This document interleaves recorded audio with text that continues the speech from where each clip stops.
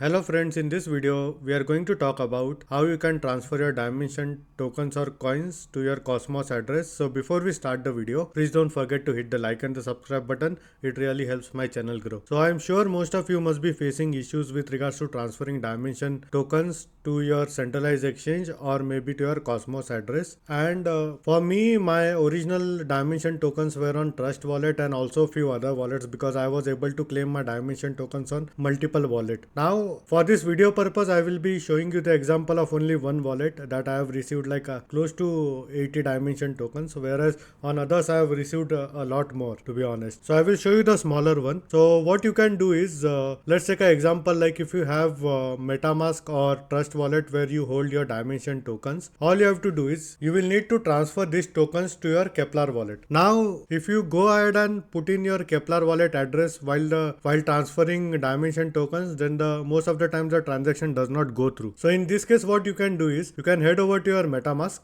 and click on these three dots over here, go to settings, click on security and privacy and click on reveal secret recovery phase. Now once you do that, simply copy this recovery phase and now head over to Kepler dashboard and install Kepler wallet over here. Now click on Kepler wallet and click on this profile icon over here and click on add wallet and click on import an existing wallet and click over here use the recovery phase. Now simply paste in the recovery phase that you had copied from your MetaMask or maybe Trust wallet and click on import. Now what will happen is your coins and tokens from the MetaMask or Trust wallet or any other wallet would be imported to Kepler wallet. Now you can go to Kepler wallet dashboard over here and you can go to staking over here. So as you can see, I was able to stake 10 Dymension tokens with one of these validators. Now you can go ahead and stake your Dymension tokens for getting some additional rewards. Now there are certain rules while staking Dymension tokens. So I will simply click on Dymension over here, and with regards to choosing the validator, you will need to select the validator which is not in top 20. So we'll go a bit down over here. We'll keep going down and just select any validator that is having like 5 to 10% of commission. Don't select the validator which is having like 0 or 100% commission, and avoid validators which are centralized exchange validators, because in this case if there is a potential future airdrop, you won't be able to get it. So let's take an example like if we select this Cosmos station, or maybe you can select this stake nodes over here. Simply go ahead and you can stake over here. So as you can see, the commission is 5%, the expected APR is 76.2 and they have this 0.26% voting power. Now there is something also called as an unbonding period. So basically if you want to unstake your Dymension tokens, you will need to wait for 21 days, after which you will be receiving Dymension tokens in your wallet again once you unstake it. So simply go ahead and stake it,